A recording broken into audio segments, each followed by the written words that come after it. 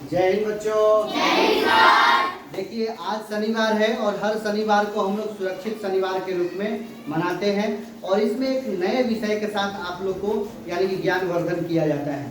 ध्यान दीजिएगा, आज का जो विषय है वो है बाल अधिकार, बाल विवाह, बाल शोषण तथा बच्चों से छेड़छाड़ के संदर्भ में जानकारी के बारे में बात करना है।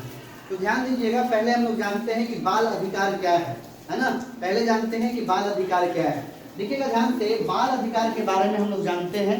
तो बाल अधिकार पहले यहाँ समझ लेते हैं कि 14 वर्ष के कम उम्र के बालक या बालिका, लड़का या लड़की का मूलभूत जो अधिकार है, जैसे शिक्षा का अधिकार। क्या है? शिक्षा का अधिकार। आप लोग जब पहला क्लास में एडमिशन हुआ होगा तो 6 वर्ष के बाद ही हुआ होगा। 6 वर्ष पर आपका मतलब कि एडमिशन हुआ है और आप 14 वर्ष तक आप इसमें पढ़ेंगे।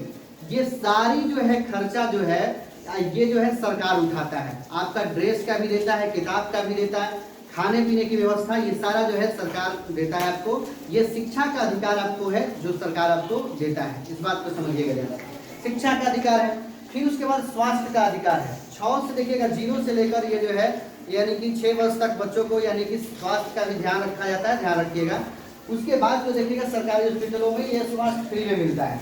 समानता का अधिकार। एक समानता का अधिकार का मतलब क्या है कि यहाँ जो है क्लास में जब आप पढ़ते हैं या किसी समाज में रहते हैं तो आपके साथ जो है क्लास में खासकर है ना किसी भी प्रकार का जातीय भेदभाव नहीं का सामना नहीं करना पड़ता है।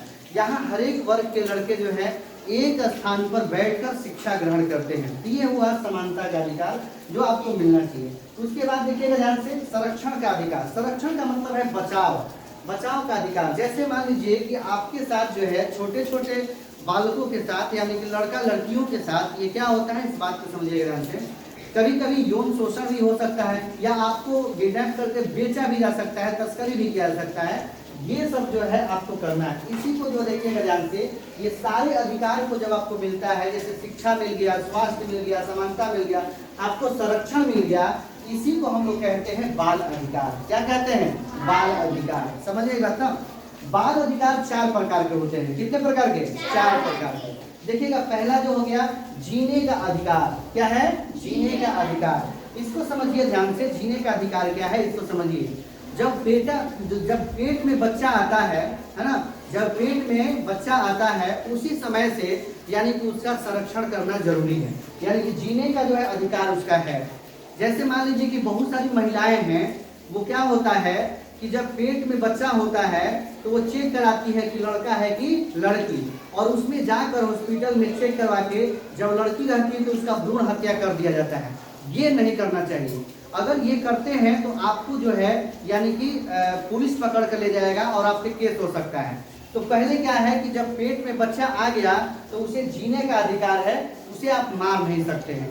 दूसरा चीज देखिएगा ध्यान से, दूसरा है विकास का अधिकार, है ना। विकास का अधिकार, विकास का अधिकार में देखिएगा ध्यान से, जैसे यहाँ ध्यान दीजिएगा, आप बढ़िए है ना, आप जो है एक उम्र सीमा पर आइए, 18 वर्ष के बाद आइए और उसके बाद ही जो है आपका जो है विकास मतलब कि हो रहा है। जिसमें देखिएगा ध्यान से, इसमें क्या होता है कि 18 वर्ष के कम उम्र की लड़की का ही विवाह हो जाता है, 21 वर्ष के कम उम्र के लड़के का विवाह हो जाता है। तो उसको अच्छा तरह से क्या है कि विकास का मौका नहीं मिलता है, यानी कि वृद्धि का मौका नहीं मिलता है, अपने जो है पढ़ने का मौका नहीं मिलता है। तो इस तरह से पढ़ने का मौका जब नहीं मिलता है तो वो क्या होता है, बेरोजगार हो जाता है। और कम उम्र में शादी करने से तरह तरह की बीमारियां उत्पन्न हो जाती हैं। तो इसमें कह रहा है कि विकास का अधिकार यानी कि बाल विवाह और बाल श्रम नहीं करना चाहिए। मतलब कि देहात में देखा जाता है मजदूर के घर जो गरीब है परिवार के व्यक्ति हैं, वो क्या है कि 12 वर्ष 13 वर्ष की उम्र में जाकर वो फैक्ट्री में काम करने लगता है या होटल में प्लेट मांगने लगता है। ये नहीं करना चाहिए। ये कह रहा है कि बाल अधिकार है। अगर देखिएगा ये जो है जीने का अधिकार पहला है, दूसरा है विकास का अधिकार, तीसरा है संरक्षण का अधिकार। क्या है? संरक्षण। संरक्षण का मतलब होता है बचाव। जैसे कि छोटे बच्चे हैं यानी कि 14 वर्ष के उम्र तक बच्चे जो हैं उसको क्या किया जाता है, बहला फुसलाकर, उसमें ज्यादा उसका दिमाग विकसित नहीं रहता है तो उसमें क्या होता है, उसे बहला फुसलाकर यानी कि बाल तस्करी किया जाता है। बाल तस्करी का मतलब क्या होता है, बात को समझिएगा ध्यान से। आपको गुमराह करके, आपको बुलवा कर, आपको लालच देकर आपको कहीं ले जाएगा और उसके बाद जो है ले जाकर आपको बेच देगा, उसी को यानी कि कहा जाता है यानी कि बाल तस्करी, आपको बेच देगा।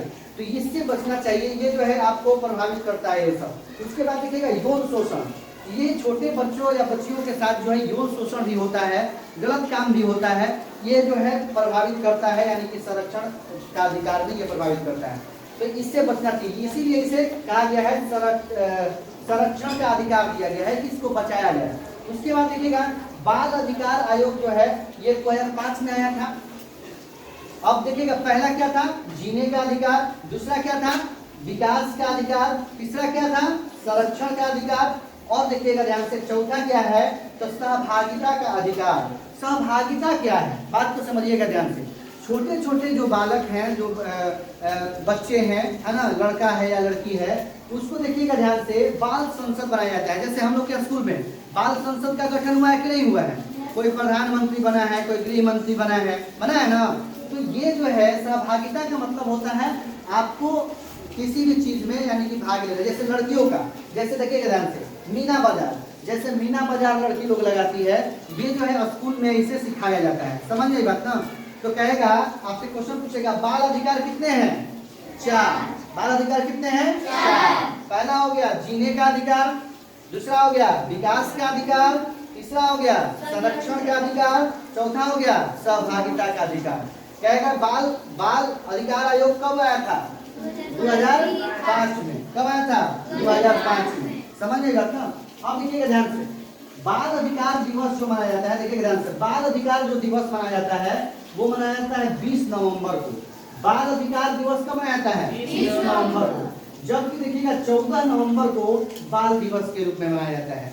ये जो है हमारे प्रधानमंत्री जो थे जवाहरलाल नेहरू, इनके मृत्यु के बाद जो है बाल दिवस के रूप में मनाया जाता है। तब आगे हम लोग जानते हैं आपके मूल अधिकार क्या है, मूल अधिकार के बारे में भी आप लोग समझ लीजिए, ठीक है। अब देखिए, अब हम लोग जानते हैं मूल अधिकार के बारे में, है ना। मूल अधिकार क्या है, मौलिक अधिकार क्या है, इसके बारे में हम लोग जानते हैं। देखिएगा संविधान में, भारतीय संविधान में ये जो है मौलिक अधिकार जो दिया गया है, मूल अधिकार जो दिया गया है, इसकी संख्या कितना है, 6। क्या था, 6। अब देखिएगा ध्यान से, पहला जो है मौलिक अधिकार जो है, मूल अधिकार है, उसे कहते हैं समानता का अधिकार। क्या है, समानता का अधिकार, है ना। समानता का अधिकार जो होता है, इस बात को समझिएगा ध्यान से। जैसे ध्यान दीजिएगा, समानता का अधिकार में हम लोग पढ़ेंगे कि कानून के समक्ष जो है सभी लोग एक समान है। कानून, समानता का अधिकार क्या हुआ, कानून के सामने सभी लोग क्या है, समान है। इसमें अनुच्छेद देखिएगा ध्यान से 14 से 18 है। ये सारे अनुच्छेद को हम नहीं बताएंगे क्योंकि उसके बताने के लिए और भी टाइम है, लेकिन देखिएगा ध्यान से, पुलिस के मतलब कि पुलिस जो पकड़ के लाएगा तो सभी लोग एक समान है। जैसे कि आप मान लीजिए कि मजदूर हैं, किसान हैं, या धनी है, अमीर है, गरीब है, सबके लिए कानून क्या है, एक बराबर है। जैसे जाति, धर्म, लिंग पर भेदभाव नहीं किया जा सकता है ना। अभी पढ़ना है सब चीज। तो ये जो कहेगा कि समानता का अधिकार कितना है, तो अनुच्छेद 14 से 18 में पढ़ना है। सभी लोग जो है कानून के आगे सभी लोग एक समान है, एक बराबर है, ठीक है।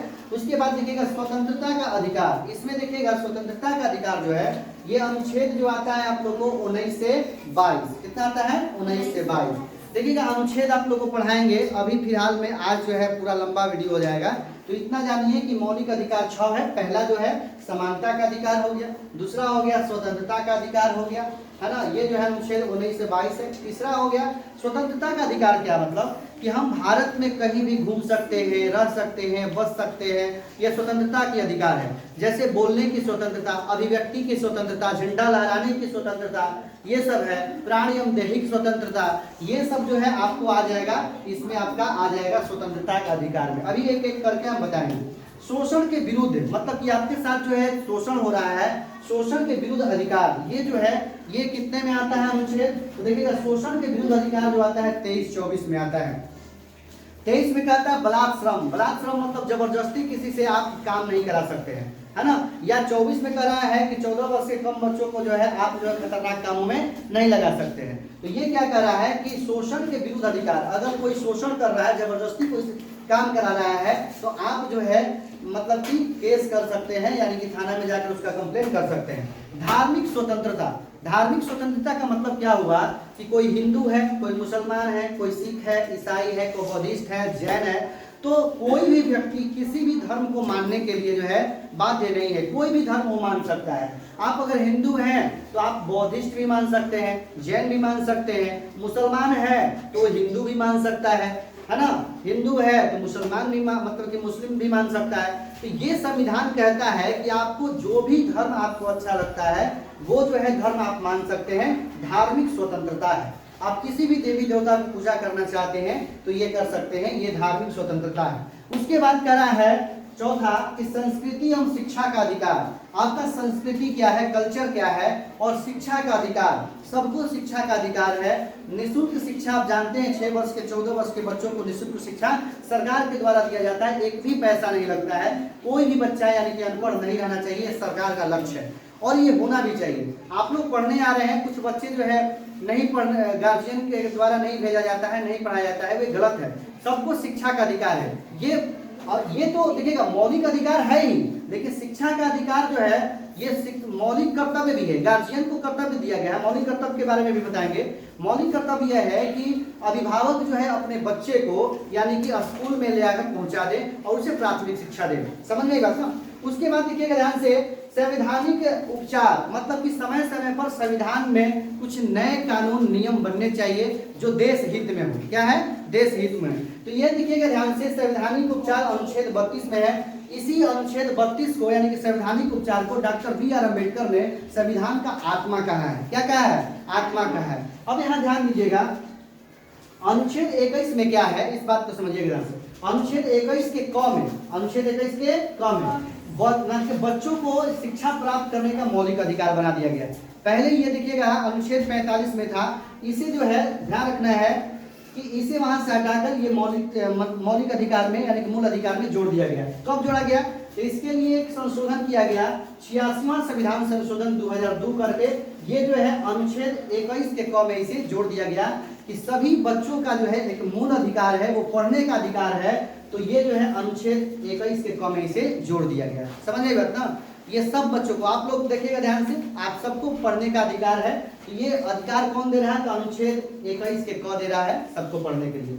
ये कब जोड़ा गया, 1986 में, 2002, अरे सॉरी यहाँ 86वां संविधान संशोधन 2002। समझ गए बात ना। अब एक और था, देखिएगा ध्यान से, अनुच्छेद 24 में कह रहा है कि 14 वर्ष के कम उम्र के बच्चों को खतरनाक काम में नहीं लगाया जा सकता है। समझ में इतना, खतरनाक काम में आप नहीं लगा सकते हैं। तो ये जो है अनुच्छेद 24 के तहत अगर कोई जबरदस्ती आपसे कोई काम करा रहा है तो वो आप कंप्लेन कर सकते हैं। देखिएगा ध्यान से, कंप्लेन करने के लिए बाल सुरक्षा हेल्पलाइन है ना।